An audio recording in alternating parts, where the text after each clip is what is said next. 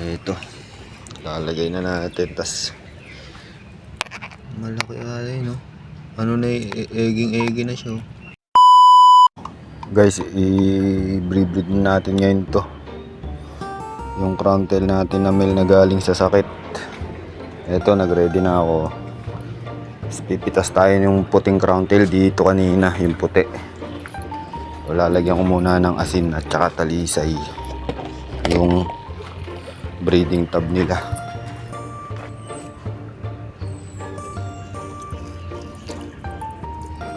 Dagan pa natin ng konti para halo.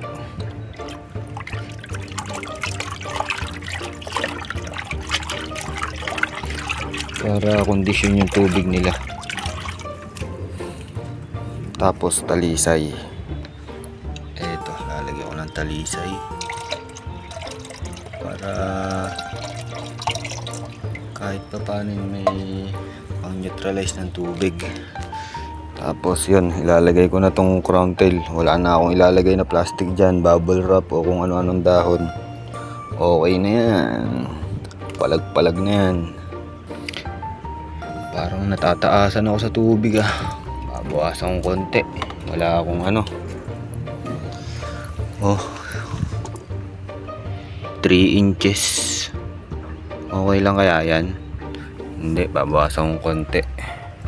Yan, binawasan ko ng konting-konti lang para hindi na sobrang taas. Baka mahirapan yung mga fry pag nag-hatch. So yun, papakalmahin lang natin yung tubig. Medyo gumagalaw pa bago natin ilagay itong crown tail. Eto, kukunin ko na itong male. Galing pa sa sakit to, pero condition na siya, mabuti gumaling agad. Ayan buti gumaling agad. Feeling ko naman kaya niya nang makipag-mate.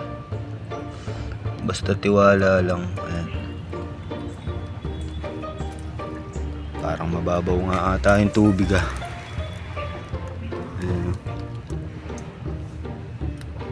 Nabigla.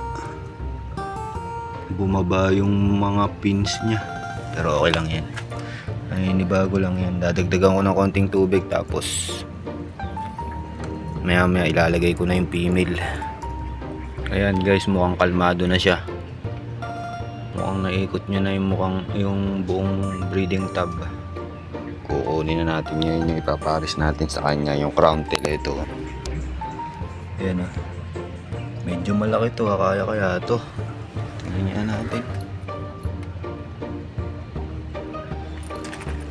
Malaki to Kayanin kaya to. Meron ditong isang crown tail na blue. Ito kaso hindi pa eggy. Kayanin kaya niya to. Ito malaki to itong orange crown tail din to ayan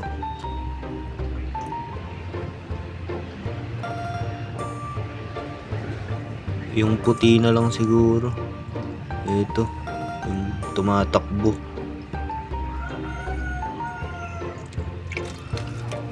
Ito, lalagay na natin. Tas malaki ano na, eging na siya. Mukhang maraming i-release na egg.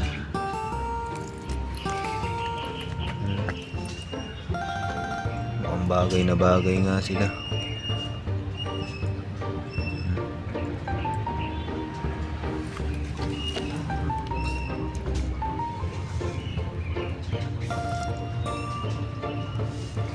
Sabik na sabik yung crown tail ko, galing pa sa sakit dyan. Pero tingin ko naman okay, 100% na okay na yan. Tatakpan ko muna yung yung female para mag-bubble nest muna yung male. At baka biglang mangitlog nang walang bubble nest, masasayang yung itlog. Ayan, ganyan lang muna.